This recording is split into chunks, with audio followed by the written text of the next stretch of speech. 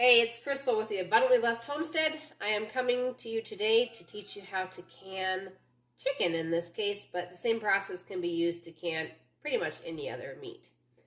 So before we get started, your local county extension office will have its own recommended charts as far as the time to pressure cook and the pressure that your canner needs to be at for safe canning practices.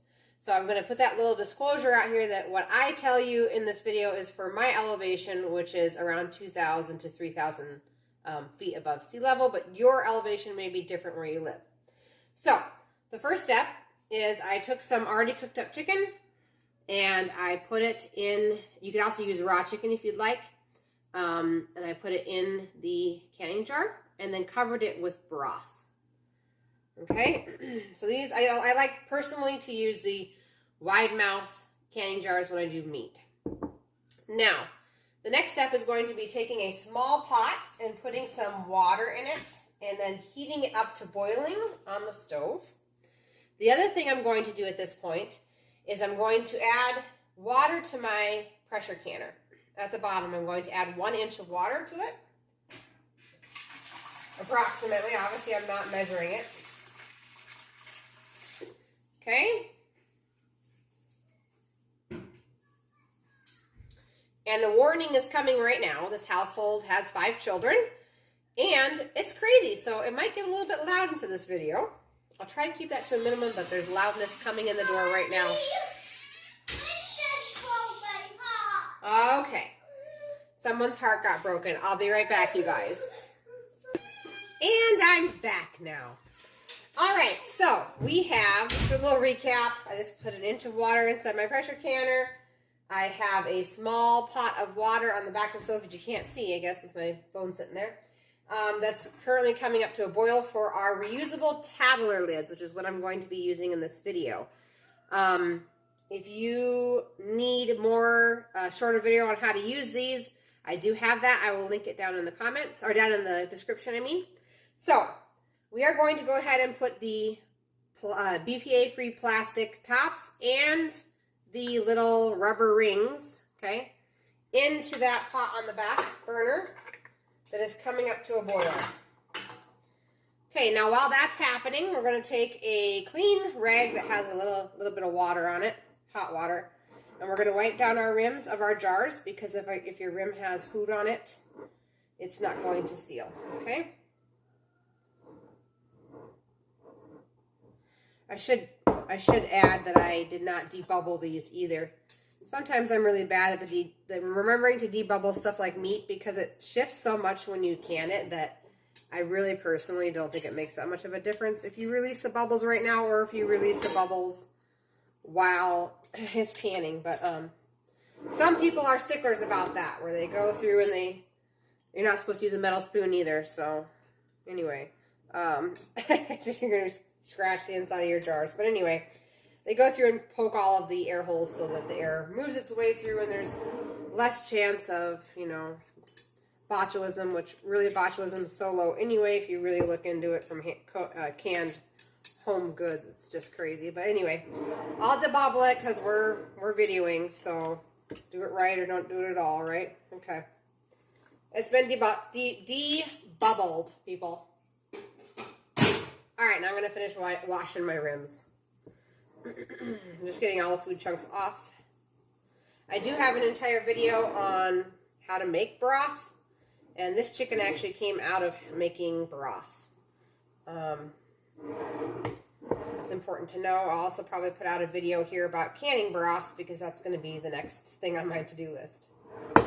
Okay, so those lids have come up to a boil on the back stove, which I know you guys can't see that. It's kind of a bad angle, but anyway, they come up to a boil, so now I'm going to let them sit for 5 minutes, and I will be right back.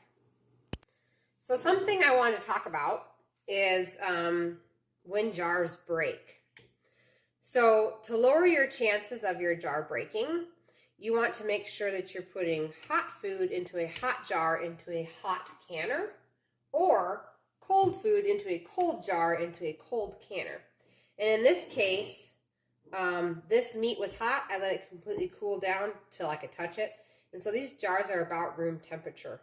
And so I'm not going to start my burner and start heating this water up, because if I put a room temperature jar into a hot canner, the chances of the jar cracking down along the bottom and me completely losing my contents I'm trying to can into my canner are pretty darn high. So, yeah, so just with glass of any sort, try to keep the temperature the same all the way through the entire process. Okay, so these are wiped down. My lids are done. They've been soaking for 10 minutes, or 5 minutes, I'm sorry, 5 minutes. So I use a fork, and I pull the lids on out because they're going to be steaming hot, as you can probably see into the video. And then we're going to apply the ring, or the rubber seal to the top. Flip it over on top of the jar. Put my finger through the ring, holding down the plastic lid, and we're going to start turning until the jar starts to turn. See that? Now, I'm only going to spin this a little bit further, and that's it. It's ready to go into the canner with the Tattler lid. I'm going to go ahead and do my personal test, which is going counterclockwise with the jar and then jerking it clockwise to see if that if the ring loosens at all, okay? This one does not, so this is ready for the canner. Do the process again. I kind of developed a little jiggle thing because I kept on having inconsistent results with the Tattler lids, and this seems to give me consistent results every single time. So, go around. There's the turning. I'm going to turn it just a little bit more. Oh, see, that one came loose. So that's not in the right spot. So we'll go just a little bit further this time.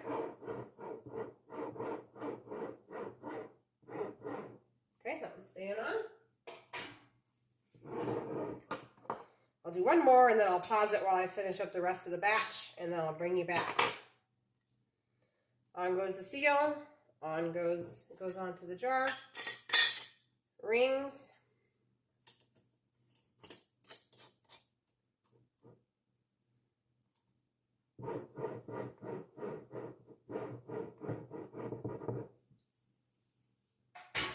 Okay, so I'm going to do the two other ones, and then I will bring you guys back. Okay, so like I said before, your local county extension office should have either online or in person charts available for canning.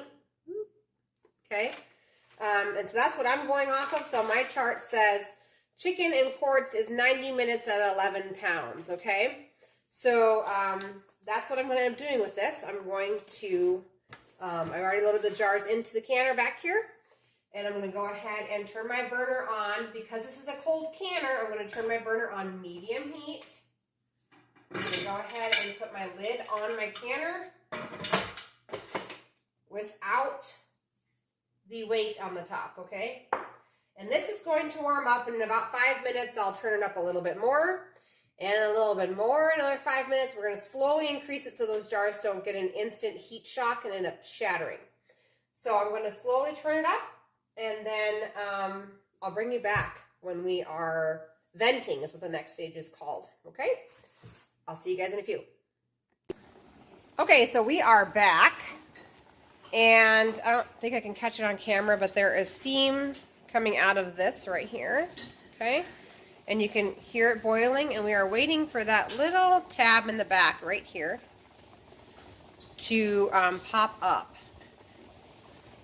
And so once that happens, then venting will start, and we'll start a timer for 10 minutes. Hoping to be able to get it on camera, it coming up. I'll bring you back when it starts coming up. Okay, see, now you get up, there it goes. Alright, so now I'm going to start a timer for 10 minutes. And this is what we call venting. So there is all the steam coming out of this hole here on the canner, and the lock has engaged. It has come up. So I will bring you back when it's time to add the weight. We are back. My timer just went off. So I'm going to add my weight. Now I have a gauge on this canner. So this is not a weighted gauge where you would have to 5 pounds, 10 pounds, etc. So I'm just going to go right over this hole here. So now there's no steam shooting out the top, okay? And what that's going to do now is we're going to wait until this reads 11 pounds, which is the right poundage of pressure for my altitude. And so that's going to take a little bit. And once that happens, I'm going to go ahead and start a timer for 90 minutes. Okay, so we are just at 11 pounds. So I'm going to go ahead and start a timer for an hour and 30 minutes or 90 minutes. I'm also going to adjust my knob down a little bit so it doesn't keep increasing in pressure. And so for my altitude, 11 pounds for 90 minutes is what it is for chicken. And so I'm just going to keep an eye on this for the next 90 minutes and make sure it stays at 11.